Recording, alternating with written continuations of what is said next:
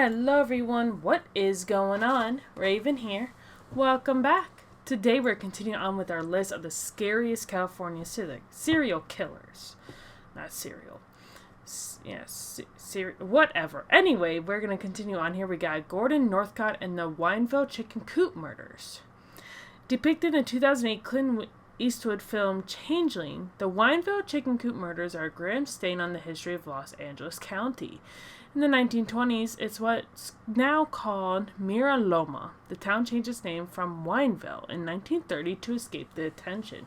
Young boys are being held captive on a ranch after being snatched from neighboring towns. Their captor, a young Canadian man named Gordon Northcott, would touch the boys before ending them with an axe and dissolving their bodies in quicklime. Northcott's young cousin Sanford Clark had been living on the Weinfeld property and witnessed Northcott's actions. Reported Clark was also subjected to inappropriate relations. Upon his return to his native Canada, Clark alerted authorities to his cousin's grisly actions, and the property was raided in September of 1928. Northcott was convicted on 3 counts but was suspected in up to 20. He was sent to the gallows where he was reported to have been sobbing and visibly frightened. A noticeable shift from his courtroom demeanor, which found him defiant and snickering. Next up, we have the Hillside Strangler, targeted at least 12 women. Angelo Biono Jr. was a serial offender who, along with his cousin Bennett Bianchi, took the lives of at least 12 women in the late 1970s. It's suspected that the duo had more victims, but Buono was only charged in relation to 10.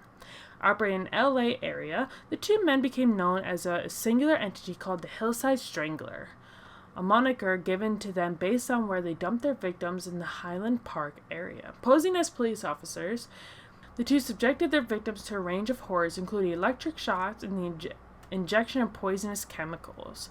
Bianchi's desire to be an actual cop, he applied to LAPD, where the 2 were active, actually led to the duo's downfall, as he had been going on ride-alongs with police officers and uncontrollably talking about the Hillside Strangler case. When authorities apprehended Bianchi in Washington State on suspicion of ending 2 women's lives, investigators linked him to Biono and the duo's nefarious deeds. In 1979, both men were in custody. They were subsequently sentenced to life in prison after one of the longest trials in American history. Juan Corona, the man who targeted at least 25 migrant workers. In 1971, a farmer in Sutter County, California, noticed a freshly filled hole on his property.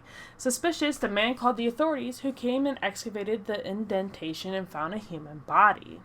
Over the next 2 weeks, they found 24 more, most of which had been hacked to death. One had been shot, though. At the time, it was one of the worst discoveries of serial murder in history.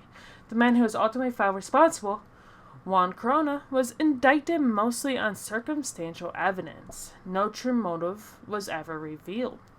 In a 2011 parole hearing, Corona finally conceded guilt, citing that he ended his victims before being trespassing winos. He remains in prison serving a life sentence, and as of right now, he is actually 88 years old. The freeway killer and his sadistic roving van. William Bonin roamed the LA area during the late 1970s.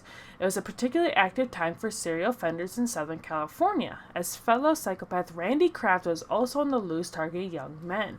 While Kraft may have slain a greater quantity of victims, Bonin, for his part, expressed an outright sadism that particularly horrified Californians at the time. Bonin had a penchant for picking up adolescent boys, sometimes as young as 13 years old. Hitchhiking, which wasn't unusual at the time, usually led these teens into Bonin's van, where they were then bound, assaulted, before he used a tire iron to strangle the victims with their own t-shirts. He was apprehended in 1980, found guilty on 14 accounts, though he confessed to 21. In 1996, Bonin was executed at San Quentin, becoming the first inmate in the state to be ended his life, to die, by lethal injection. His final meal consisted of pepperoni and sausage pizza and ice cream, eaten while watching Jeopardy! Some of his victims' family members attended the execution, prompting Bonin to comment, "They feel that my death will bring closure." But that's not the case. They're going to find out. That is what he said to them. That is chilling.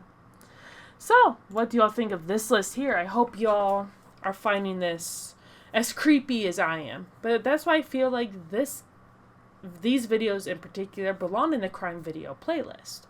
Now, I can do separate videos explaining some of these killers. That is totally fine. I have no problem doing that, but I need you all to let me know. I'm actually really curious about some of these guys, like reading up on their history. I'm actually wondering if some of these killers are claiming mental illness. It is definitely a possibility.